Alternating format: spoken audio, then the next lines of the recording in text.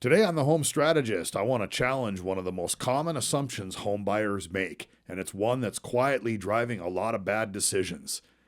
This is about how we think about houses, what we expect them to give us, and why that way of thinking can cost you more than you realize. Happy New Year! I'm Dr. C, and you're watching the Home Strategist.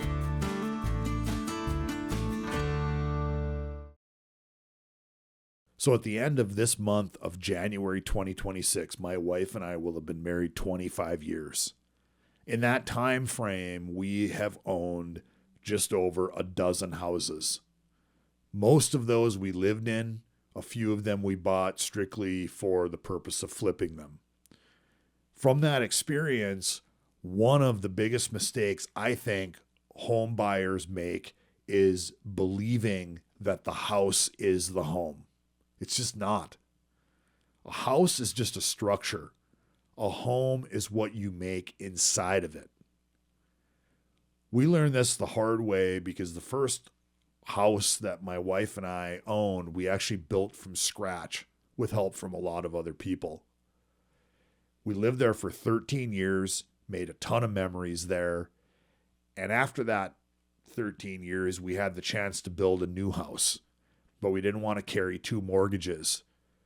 So through our real estate agent, we had the chance to actually swap into a smaller home.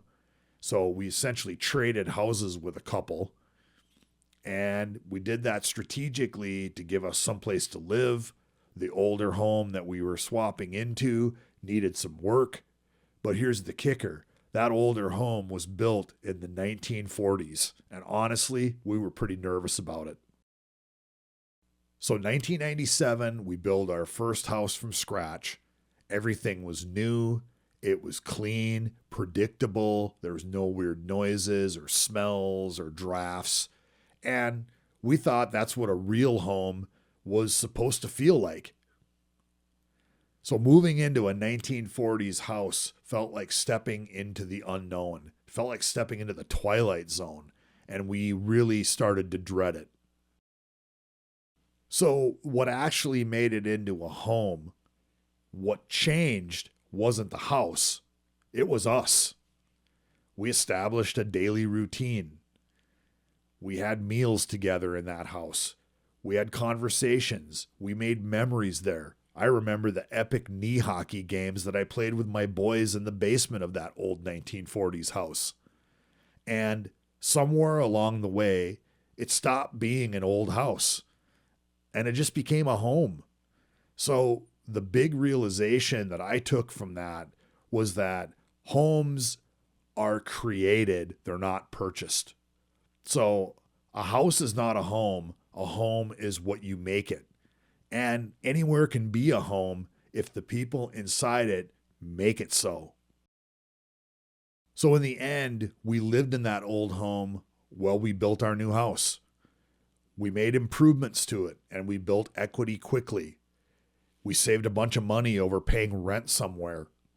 And ultimately, we ended up leasing it to our daughter for a year while she and her friends finished college.